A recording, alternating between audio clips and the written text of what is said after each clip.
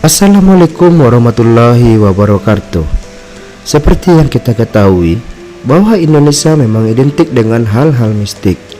Banyak cerita horor Indonesia yang beredar di masyarakat, dan banyak perbincangan hingga generasi selanjutnya, mulai dari urban legend, mitos, klinik, dan lain-lainnya.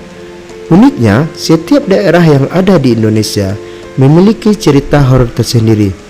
Hal ini terbukti dengan adanya berbagai macam hantu yang berasal dari daerah tertentu dan sudah diceritakan secara turun-menurun. Nah, kali ini kita bercerita tentang cerita horor, teror mistik selama KKN, kesurupan setiap malam. Berikut ceritanya.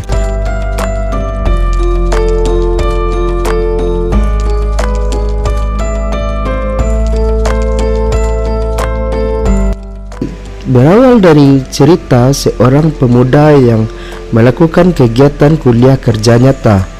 Sebelumnya, pemuda itu bercerita kepada temannya yaitu bernama Andik. Sebelumnya, Andik sudah pamit kepada saya bahwa ia akan melakukan pengabdian masyarakat atau kuliah kerja nyata KKN di sebuah daerah selama 1 bulan. Organisasi bermodal tempat saya berorganisasi mengadakan kegiatan perayaan Maulid Nabi di sekretariat pada malam hari. Banyak teman-teman saya yang juga datang, salah satunya Andik.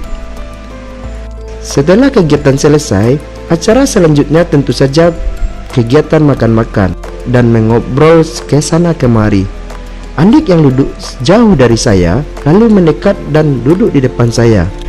Saya mendapatkan pengalaman horor selama KKN dan bisa nih ditulis lebih seram dari KKN Desa Penari. Masih ada yang mengikut, ujar kepada saya. Saya hanya tersenyum kecut saja, sebab menulis hal-hal semacam itu membutuhkan energi yang besar. Maka dari itu, saya menimbang-nimbang jika akan menulis kisah horor tersebut. Mendadak kepala saya terasa pusing, tengkuk terasa berat, mata terasa perih, ingin sekali muntah rasanya. Daripada terjadi hal yang tidak diinginkan, saya pun pamit pulang ke kos-kosan. Nanti saya kaburi kamu lagi ya untuk mendapatkan cerita detailnya. Keesokan harinya, saya beraktivitas seperti biasa, berangkat ke kantor dan melupakan kejadian tadi malam. Malamnya, saya memutuskan untuk menginap di kantor, sebab sudah terlalu larut malam dan tidak ada lagi kendaraan umum ke kosan saya. Selain itu, juga besoknya weekend. Itu yang tidur di kantor bukan hanya saya, tetapi juga ada 2 kawan saya. Hingga jam menunjukkan pukul 3 dini hari, mata saya tak kunjung terlelap, padahal badan saya sangat lelah. Jam 3.30 akhirnya saya bisa tidur. Baru beberapa menit lelap, saya langsung masuk ke dalam alam mimpi saya. Dalam mimpi tersebut, saya tidur di kosan. Tangan saya dicengkam oleh sosok tinggi besar berwarna hijau. Makhluk tersebut seperti hendak membawa saya. Terus saya berusaha untuk melawan dengan pukulan diserta teriakan Allahu Akbar. Akhirnya saya bisa lepas dari cengkeraman makhluk tersebut. Ketika saya melihat jam di handphone, ternyata baru menunjukkan 3.45 menit. Keesokan harinya, saya ngechat Andik supaya nanti malam ia datang ke kosan saya. Saya minta Andik untuk datang ke kosan saya jam 9 malam. Namun hingga jam menunjukkan pukul 10, ia tak kunjung datang. Ia baru datang jam 10.30. Katanya ada teman yang datang. Lalu saya menanyakan apakah ia pernah mengalami ketindihan selama KKN. Ia mengatakan pernah, di mana nyawanya hendak ditarik ke sebuah tempat. Kemudian saya berpikir, apakah mimpi yang saya alami semalam adalah toleransi dari kegiatan yang dialami oleh Andik? Entahlah. Ia menceritakan setelah pulang dari KKN, sering ada suara perempuan tanpa wujud yang memanggil namanya. Sebuah suara yang juga pernah ia dengar tak kala di KKN. Bukan hanya nama, tetapi juga ajakan sini mampir. Hal tersebut membuat dirinya bertanya-tanya apakah ia halusinasi atau jangan-jangan hantu dari tempat KKN mengikuti dirinya. Lebih lanjut, ia bercerita kejadian yang dialami ketika baru saja sampai di rumah selepas KKN. Sesampainya di rumah, Andik langsung tertidur. Ketika bangun tertidur, badannya merasa tidak enak.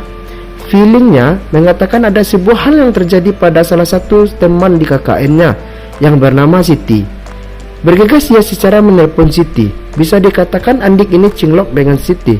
Siti menceritakan bahwa di rumahnya kondisinya drop, ditambah lagi dengan mimpi yang dia alami, membuat ia terus kepikiran dengan mimpi tersebut. Bingung mau cerita ke siapa.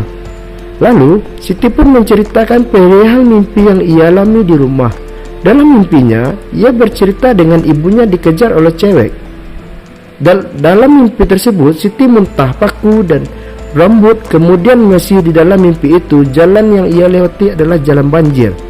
Setelah menceritakan mimpi tersebut kepada dirinya, Andik mengatakan kondisi Siti sudah membaik. Ia tidak merasa ketakutan lagi.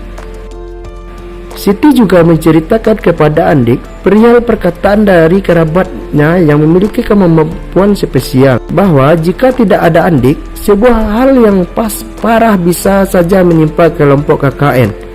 Setelah menceritakan mimpi tersebut kepada dirinya, Andik mengatakan kondisi Siti sudah membaik. Ia tidak merasa lagi ketakutan lagi. Siti juga menceritakan kepada Andik perihal perkataan dari kerabatnya yang memiliki kemampuan spesial, bahwa jika tidak ada hal yang parah bisa saja menimpa kelompok KKN.